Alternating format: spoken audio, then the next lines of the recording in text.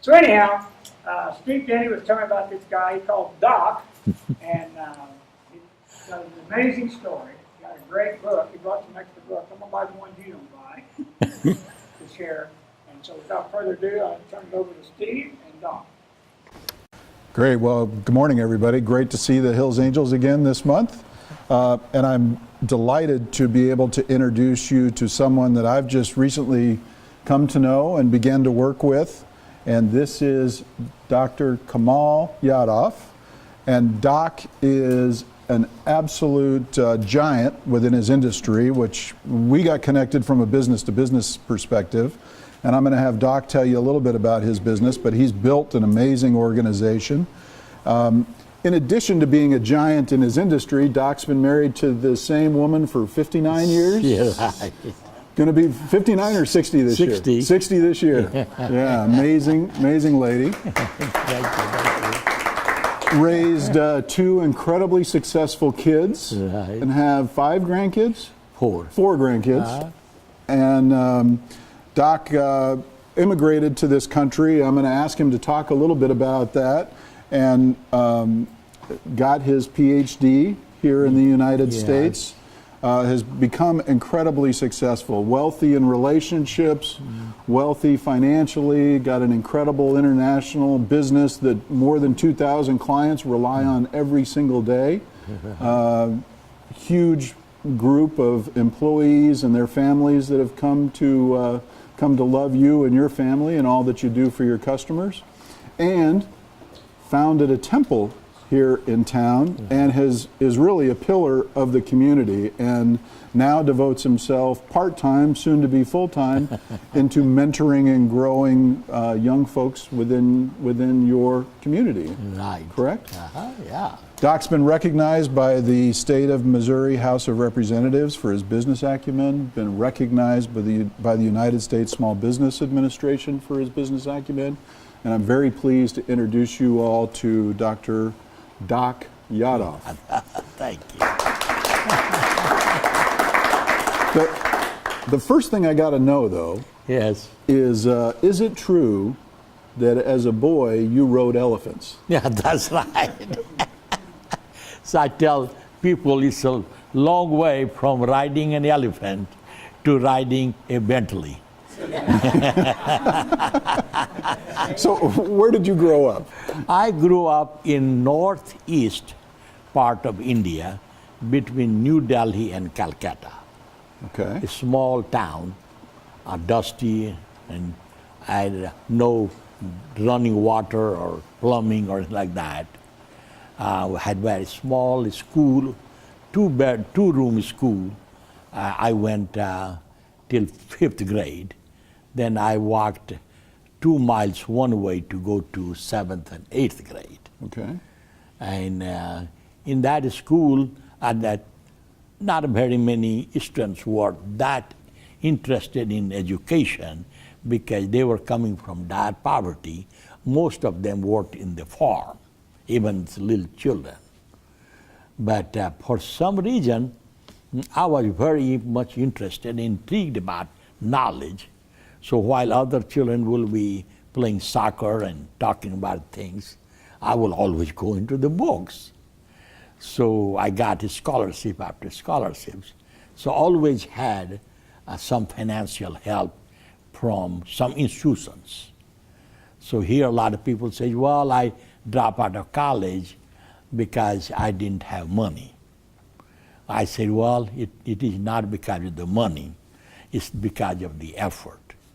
If you work hard and become a good scholar in your class, it's plenty of a scholarship, and I'm a proof of that.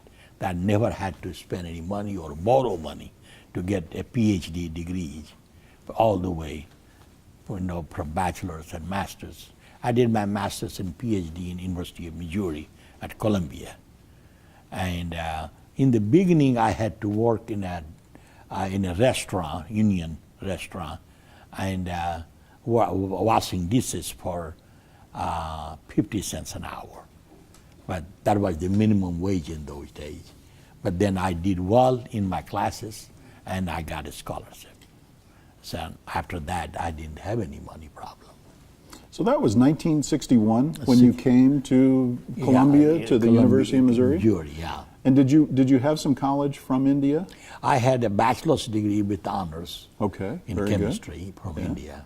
And how did you get connected to Columbia? I mean, that's a big way That's from, right. from India to Columbia is a long way.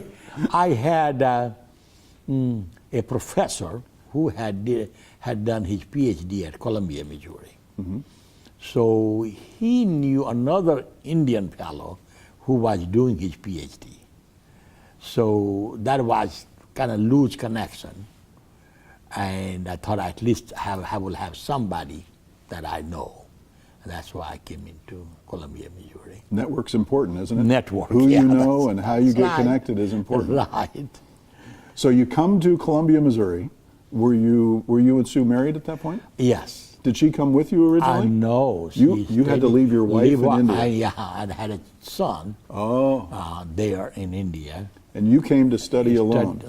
Right. Then when I got the scholarship and all, then I brought the family. Very nice. But I came with $15 on me. And that night I come in about 2 o'clock in the night. And it was Broadway and Hitt Street. I remember the Greyhound bus. Pretty dark and didn't know where to go from there. So there was a little hotel that had a vacancy sign. So I walked with my little bag.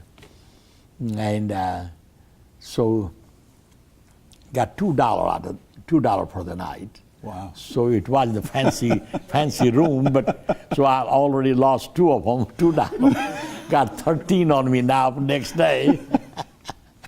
So I still have that box that I came with, and I have that one of my storage area. And my daughters, one is MBA from Harvard, another one is doing second year of medical school. So they come in and I show it to them, see what happens in America. People come with a little bag and how much stuff they collect. And so all that storage area got so many junk. So that's what we do in America, collect junk. But that's where I started. Only in America you can come with nothing and have more than you need. So you came, got your doctorate, went to work for a big company. Yeah, work right here, not too far from here, in Creve Coeur for Monsanto. And when you work for Monsanto, you think you are set for life. Everybody I asked for, they were 30 years, 40 years. I thought I'm set. Well, after 8 years, John Henley came in. And at that time, the patent on Roundup expired. So they had a financial problem. And we were in new enterprise division, creating new products. And he had to close the whole thing. So 200 of us got laid off, 23 of us PhDs. And we had a 3-month severance pay. So I was set to stay in St. Louis. My children were in private school. I had built a new house. So I wanted to get something here. And everywhere I go, they tell me I'm overqualified. Overqualified. One guy even told me that he said, "No, Doc, you went 10 years of college. I didn't go more than a year or so. What can you learn in 10 years? You must be a slow learner." So I said, "Well, I'm overqualified. They tell me overqualified, so I should start my own business." When I started my business, I found out I was not overqualified. I was not even qualified to be in my own business. I knew chemistry, I knew the products, how to make products, but they don't make any money. You got to sell them. And I didn't know how to sell. And chemists always look down like this, always have equipment, you know. But in selling, you got to say eyeball to eyeball. It may not be difficult for most people, but for chemists, from here to here is a big change. So then I took a Dale Carnegie course and learned how to talk to people. And I was champion of the class. So I said, "Man, with my accent and all that, He said, no, the reaction is not the problem. Your emotion, the way you come to the people, that's what it is. And so your emotions and effectiveness speaks louder than words. Then they asked me to help them run the class, assistant to the instructor, and I did that for a couple of years. So I learned a lot how to work with people, and I talk about that we become human engineer. I kind of combined it. They call it humanior. So we have to be humanior to be successful, to associate and make friends, and that's what the name of the book is, How to Win Friends and Influence People. So we became humanior through that training at Dale Carnegie. And you used that training to quite a benefit of your own. Oh, right. And went from unqualified to open your business to building a successful enterprise. Right. So then I went there for a whole year by myself. And being a chemist, then I wrote all what worked for me, what did not work for me. So I wrote the book on it. And then I trained my people. This is the way it's done. It's done by a PhD. So already research a perfected system. As long as you follow it, you will be successful at it. And it did work.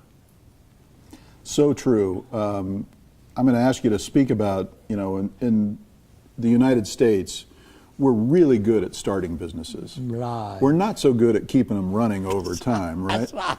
But you really perfected a system, and for businesses that we see and deal with, very few companies of your size have got such robust systems in play. And it's such a testament to what you've built. Talk to that a little bit. Why do you think we're so good at starting things but not so good at success? Successful. One thing that intrigues me all the time, there's so much wealth in our country here. The world population is over 7 billion people. We are not even 350 million. That means we are 5% of the world's population. World GDP is around 70 trillion. Out of that, we are about 19 trillion. So well over 25% of the world's wealth is enjoyed by 5% of the population of the world. And that's us. So we are very blessed and fortunate to live in this country. Now, why there is a so much of difference between the incomes and the wealth in this country? Certainly nobody is forcing us to be successful or not successful. It's our choice. So I call, success is a do-it-yourself program. So I have to come up with my program, how to be successful in this country. And primarily starts with the thinking process. What we are passionate about. So if I'm trained as a chemist, so I am I have a favorite to be in chemistry. So my base is chemistry. So if somebody is a good cook, of course that's but if somebody goes away from that line, that core value is not inside, they may do well, but not that well. They have to have some core skill or training or something like that. Maybe they have worked in that business for a while. Most of my friends are doctors in this country coming from India. They will come in, they will have internship, they will have fellowship, then they will work in a group of doctors. So they learn how to get patients, how to take care of them. So if we did that, I have a better chance of succeeding.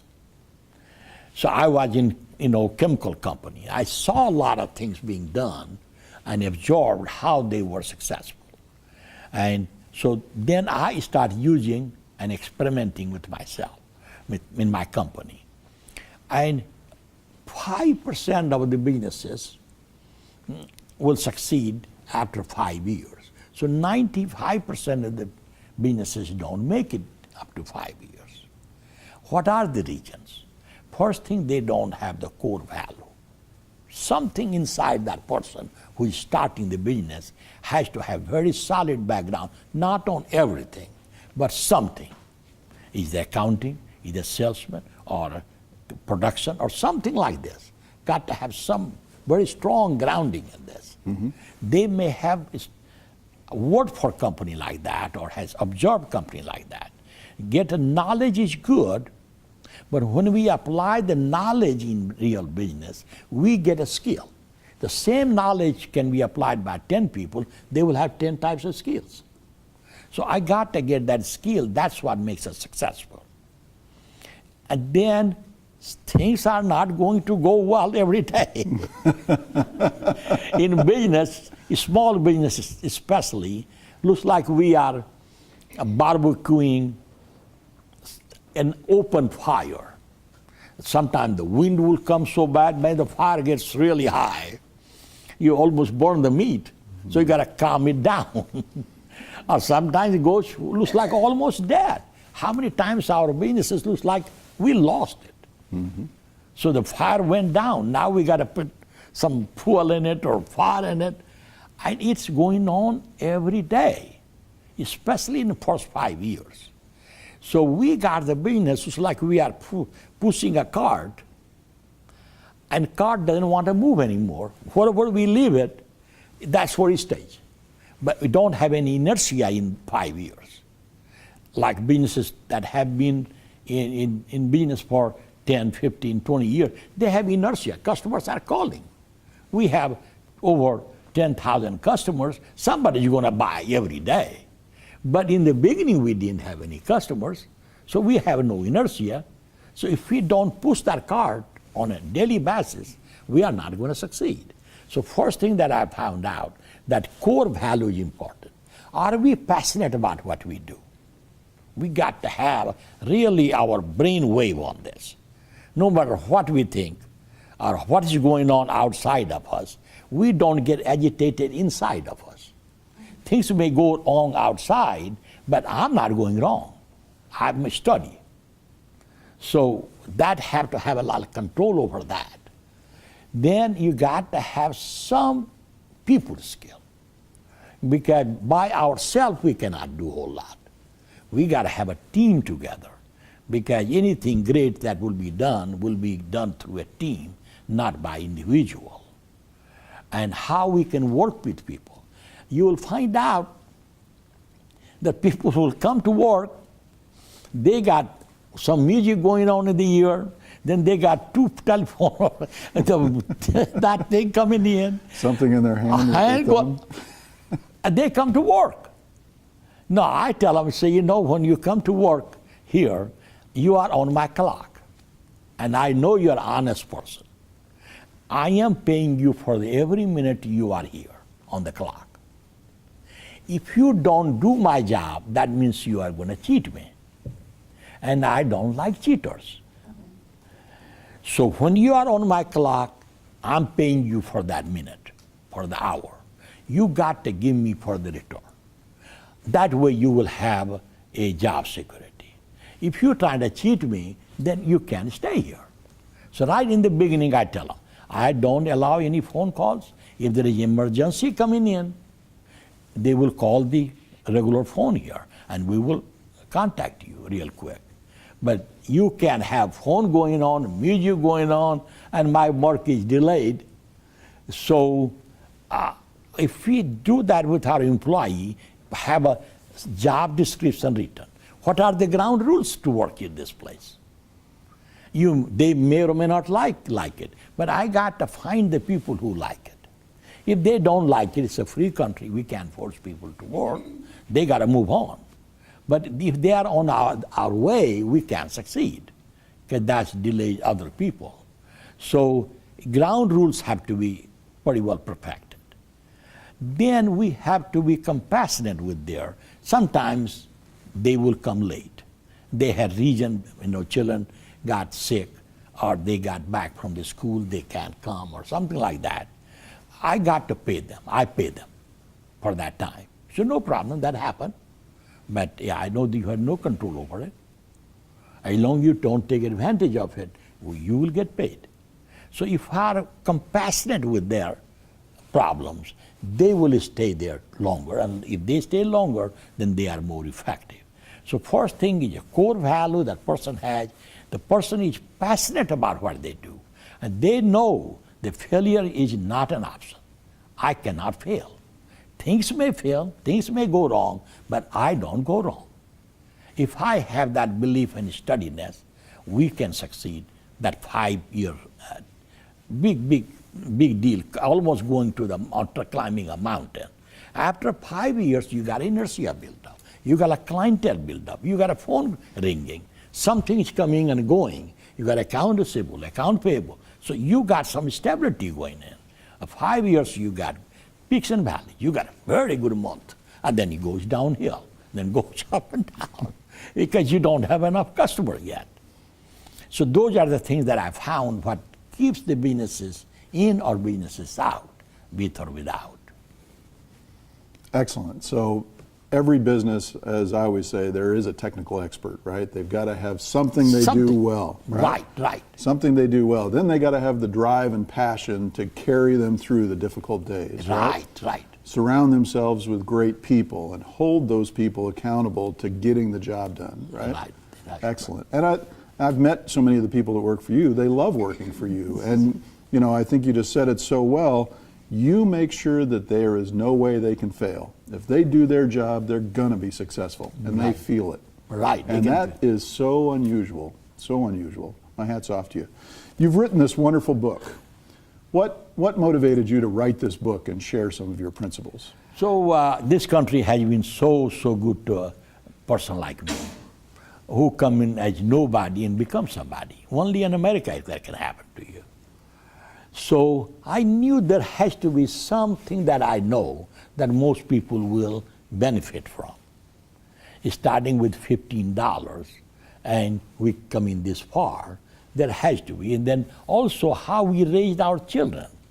My son is a Wharton graduate, MBA from Wharton School of Business, and he started a business, bought a business for the sale was $800,000 per year. Within 15 years, his sales are $40 million. Doing very, very well, leading his field. My daughter has a doctorate degree in engineering. A lot of PhDs will go and work as a teacher or something, stay there as a teacher. She started assistant professor and become dean of the school that she was in. And she is still less than 50-year-old. So also this is also that judge how we raise our children. That's compliment to us, because the branches don't fall too far from the tree. So we are judged by that. So I have done those things that we feel pretty good about. So I say, well, write that in the book. And I feel strongly that everybody has a book inside that person. Everybody's unique. I agree. Everybody has a book inside.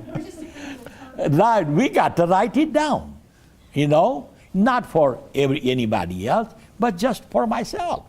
I write it down. What the heck? So everybody has a book inside that person. Let's sit down and write it down. So I had a book that I wanted to write about me, for my family, for my children, associates, and anybody who care, how you can start with nothing and get everything and more. You start with nobody and you become somebody. Well, America gives that opportunity to us. There's so much wealth. If 5% of population has 25% of the wealth of the world, we have no scarcity of wealth in this country. Why we are not wealthy? I tell the story that, you know, two neighbors next door to each other, they got lottery of $50,000 each. The person who is not going to get rich in this country, what that person will do, have an instant gratification. They will go buy a fancy car. The moment they drive from the dealer's lot, they lost $500 or $1,000 the same day, buy furniture, and buy stuff that they don't have a long-term value on them. And then they will buy sofa and all that, and they invite their friends and guests to celebrate how successful they are. Within 3 months, they're out of $50,000. Everything they bought is going down. Another person has $50,000, buys Apple stock or QQQ, power share. Or a medical building. Or like a medical somebody I building know. like I did. I did that. It started with $40,000, and within a couple of years, I made over $200,000 on that building by making few improvements on it. So I wrote that down. See how, because I'm not looking for today, I'm looking for a long-term gain. And the person like me bought cars, bought furniture, have parties, but not out of that seed money, that $50,000 we had. We made the money out of that, and we did everything the other loser is going to do. So that difference makes us whether we will be a poor in this country or rich in this country. Choice is ours. This country provides so much opportunity for all of us, and I'm every day thankful about that.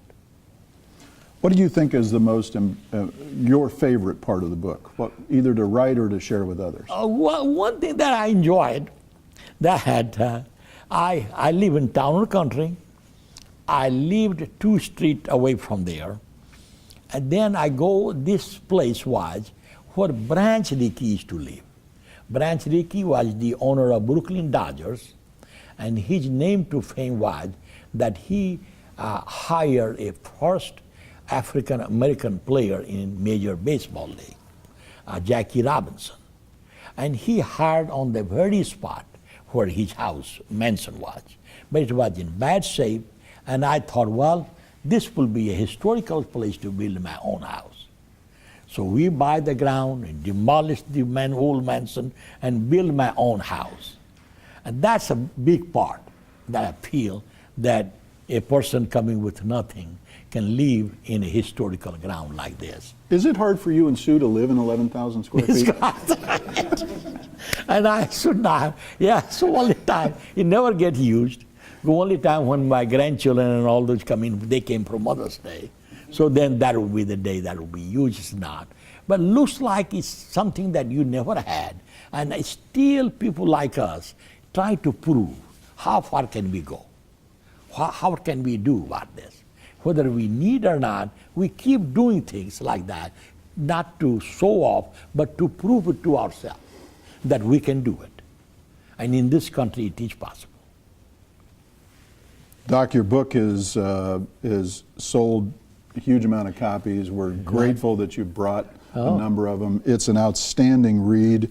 My favorite section starts, you said, life is a do-it-yourself program. 90% of your success depends on you, and 10% depends on others and outside factors. Right. And you're such living proof of that. You rub shoulders with Warren Buffett and Charlie Munger, and we're honored to have you this morning. Thank you, sir. Thank you very much for coming and sharing. Thank you.